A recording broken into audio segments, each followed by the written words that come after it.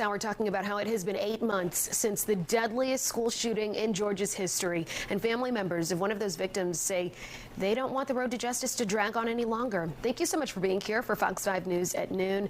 I'm Alex Whitler.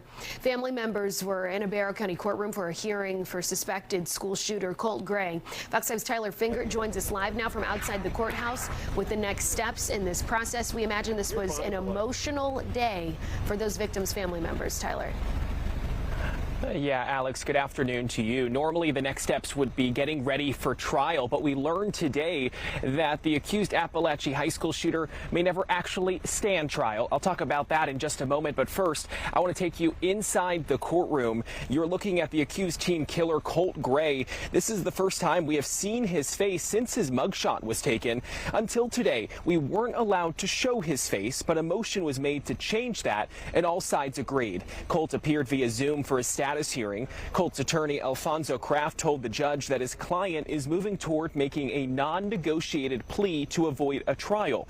That means he would plead guilty without a sentencing agreement, which would give the judge discretion on how to sentence him. Kraft said a decision will ultimately come after they finish some investigatory work and after Colt visits with a psychologist this month. Colt's attorney said that the psychologist's report will be ready by the end of June or early July, and said they could possibly set a plea hearing for October.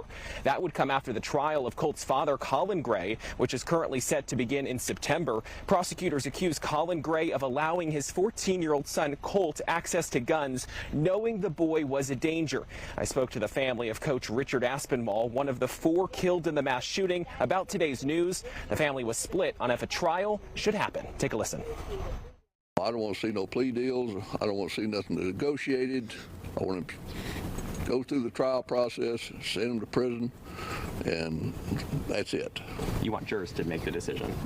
Absolutely. I can't say he's guilty because it's not mine, but if he is guilty, then yes, I would like to see this end. If he wants to plead guilty, then it would just be a better route for everybody. Get it behind us. And the Aspinwall family says they want to see Colt get life in prison without the possibility of parole.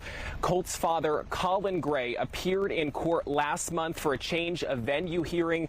The judge here in Barrow County ruled that the Barrow County will not have jurors actually decide Colt Gray's fate once he goes to trial. A decision, though, is still up in the air on whether they're going to actually move the trial to a different location here in Georgia, or if actually they're going to bring jurors from a location other than Barrow County here to this courthouse to hold the trial. That's something we are still waiting on. We're about 2 weeks away is the deadline to be able to get that motion or get that ruling in, according to the judge when he talked about that last month. We're, of course, going to be following all the latest developments here in Barrow County and, of course, bring it to you on air and online.